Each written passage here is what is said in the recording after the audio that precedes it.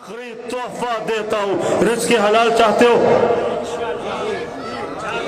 نہیں آ رہی، نہیں سن رہا، کس سے کس سے کس سے؟ حکمران نے غواړي، وزیر اعظم نے غواړي، امریکہ نے غواړي، برطانیہ نے غواړي، یہودیان نے غواړي،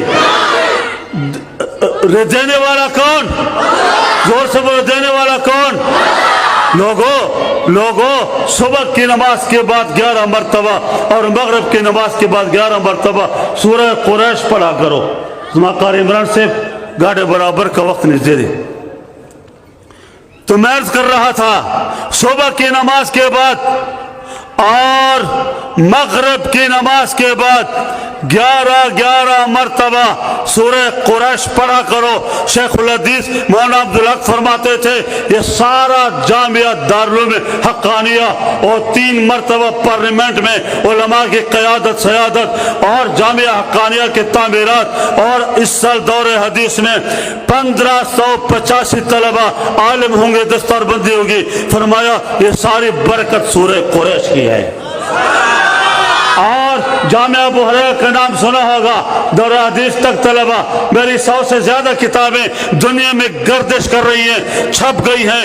یہ اب شرح مسلم پہ کام شروع ہے، 18 جلدیں چھپ گئی۔ یہ میں ان سے سن کر اجازت لے کر جامعہ ابو ہریرہ القاسم اکیڈمی، اور میری ساری تصنیفات سورہ قریش کی برکت ہے۔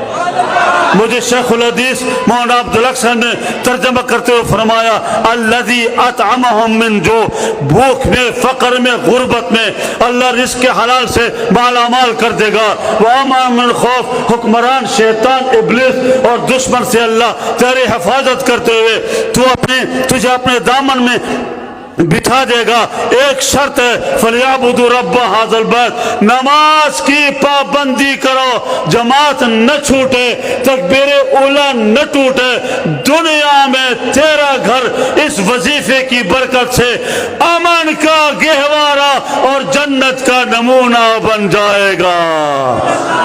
انہی باتوں پر اکتفا، بہت شکر گزار مجھ حقیر فقیر گناہگار طالب علم کو یہاں پہ موقع دیا۔ یہ جو میں نے وظیفہ دیا، مجھے شیخ الحدیث مولانا عبدالحق نے اجازت دی تھی۔ اب یہاں کے محتمم صاحب میرے ساتھ کھڑے ہیں اور علماء بیٹھے ہیں، مشائخ، ان کی اجازت سے سب کو اجازت ہے، چونکہ آگے میں نے دور جانا ہے، اس لیے یہی میرا مصافحہ، یہی السلام علیکم وآخر دعوانا ان الحمدللہ رب